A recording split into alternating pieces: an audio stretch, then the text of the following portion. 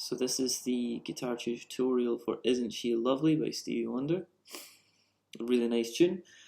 Some nice chords in it, not too difficult either. So the first chord is a C sharp minor 7, which is going to be 9th fret on the E string. Then you're going to skip a string, so you're not going to play the next string. Then you're going to play 9th fret on the D, 9th fret on the G, and then 9th fret on the B. If you're struggling to get your hand into that shape, you'll notice that my hand isn't round like this, because then I wouldn't be able to get my fingers in. You can see that that just wouldn't work. They're not all going to fit into the 9th fret. So you turn your hand as round as you can, so that this part of your hand touches to the neck, and then you can squeeze all your fingers into that 9th fret. This is our first chord, C sharp minor 7. We're just going to strum down like this. Really nice chord. The next chord is a F sharp 9 chord, and your fingers are going to switch around a little bit. Your pinky and your third finger are going to stay exactly where they are. Your middle finger is going to ascend to a different string. The A string still on 9th fret, so it's going from the D to the A, and then first finger is going to come round into this gap in the strings. It's going to be on the D string now on the 8th fret. So practicing that is quite a good idea. So that would be like da da da da da.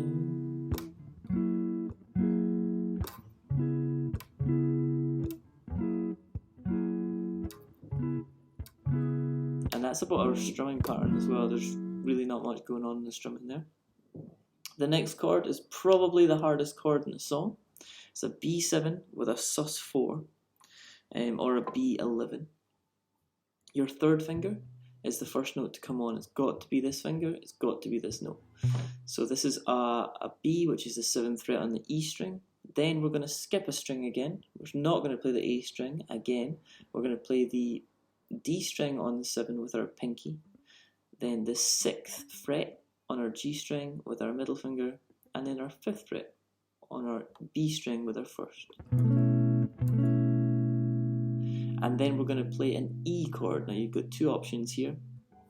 You can either play it down here, which is a 0 2 2 1 0 0, but I actually like playing it up here for a reason that's going to come up in just a second. This is in the middle 4 strings of the guitar. It's going to be 7 9 9 9.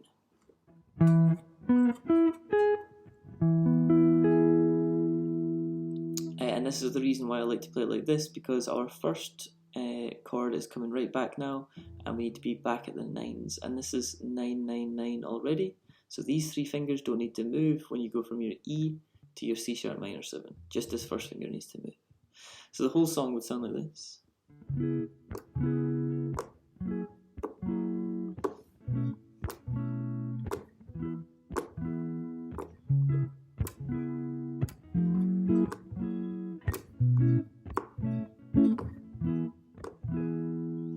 The next part is our little bridge, and it's only really 2 chords long, which is quite nice. It's an A major 7. The notes here are going to be 5 on our E string. Then again we're going to skip over this A string, a bit of a theme here. Then we're going to play 6 and 6 on our D and our G strings. So that's going to go 5, then nothing, then 6, then 6. And our middle finger is going to play the 5th fret of our B string.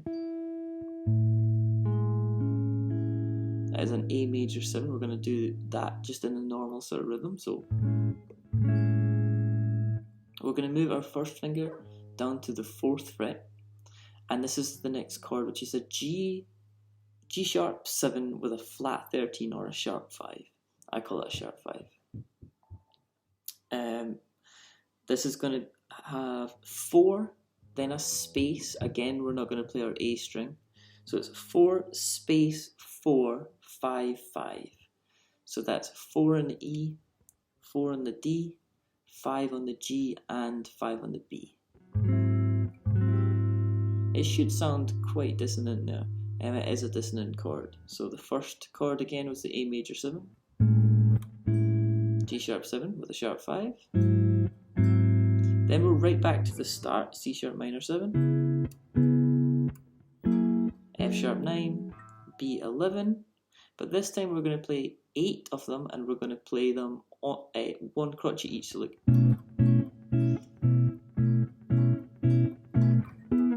And then one E, and then you play that one a little bit staccato, and then we've got a run. I'm going to play you that whole song again, and then when we get to the run, I'll take you through the run. So, C sharp minor 7. F sharp 9, B11, E, C sharp minor, F sharp 9, B11, E, A major 7 our bridge, G sharp 7 with a sharp 5, C sharp minor 7, F sharp 9, B11 for 8 beats, 2, 3, 4, 5, 6, 7, 8, E.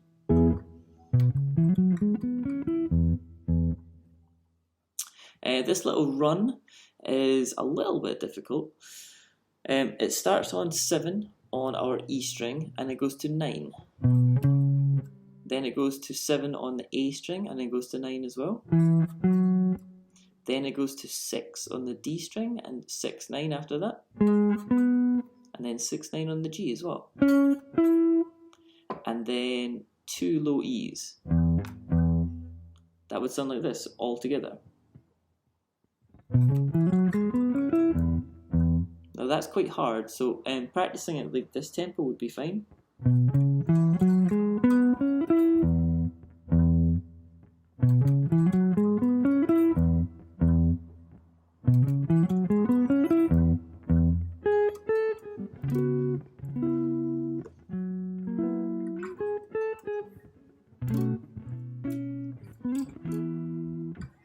Yeah, it's a nice little song.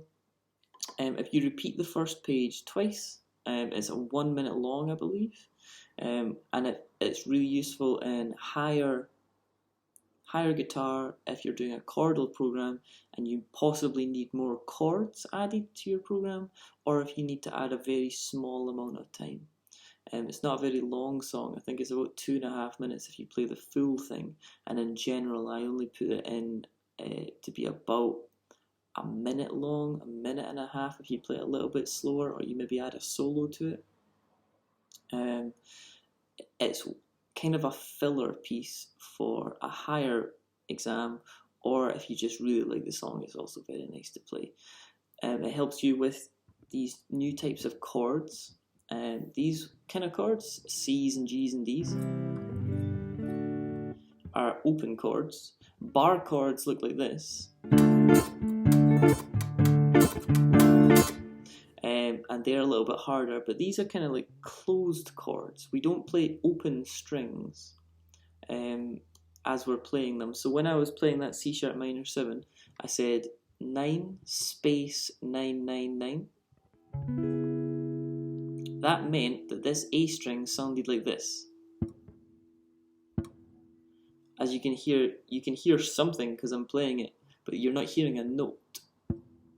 It's just a dead sound. Same with this high E string. You're hearing the dead sound of the note because it's being muted by my other fingers here. So this finger is muting the A string as it goes over it, and then this part of my hand and this part of my hand are muting the high E string. So if I take you through that.